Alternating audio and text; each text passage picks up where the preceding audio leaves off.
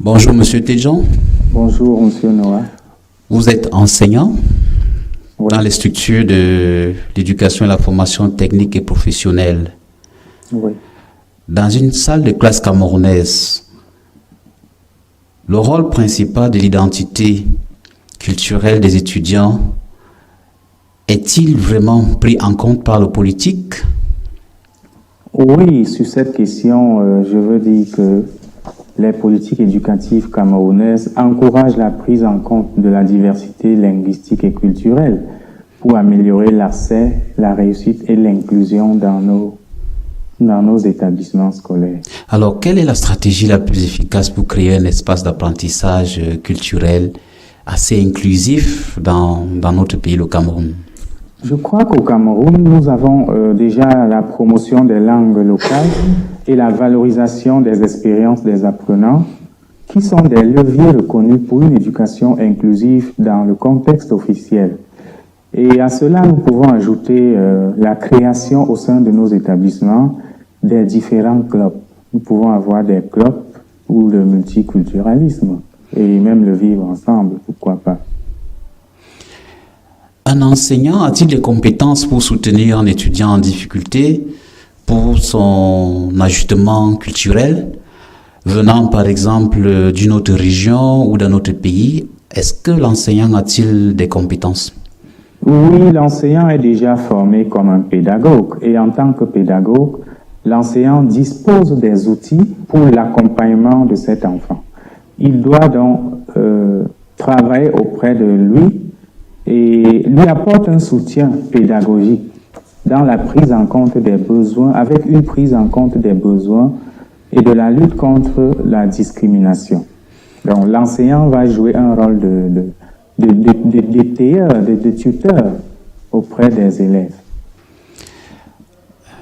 Merci. Et avant de terminer, dans le contexte camerounais, l'étudiant peut renforcer l'identité culturelle et la citoyenneté mondiale. Très certainement, lorsque les approches et des diversités et des citoyennetés visent à renforcer, n'est-ce pas, son enracinement dans la culture.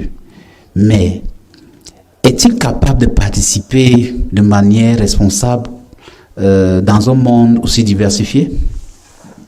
Et je disais, la diversité culturelle implique que l'élève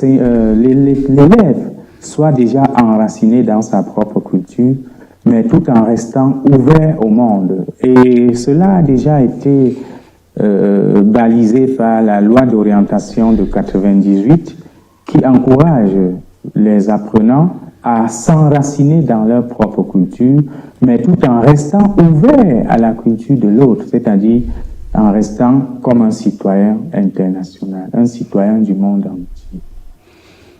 Comme vous le savez certainement, il y a une partie très importante d'un être, celle de la conscience. Quel rôle clé peut jouer les enseignants dans le développement de la conscience interculturelle des élèves au Cameroun? Je voudrais d'abord rappeler que l'enseignant a été formé à l'école normale, mais il faut qu'il suive également des formations additionnelles. L'enseignant lui-même doit déjà recevoir des formations lorsqu'on parle de multiculturalisme.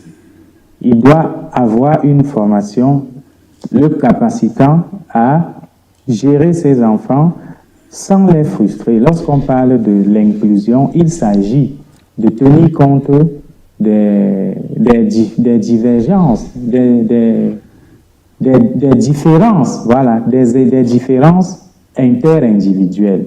Et lorsque l'enseignant va prendre en considération toutes ces différences interindividuelles, il sera déjà en train de mettre en application la politique d'inclusion.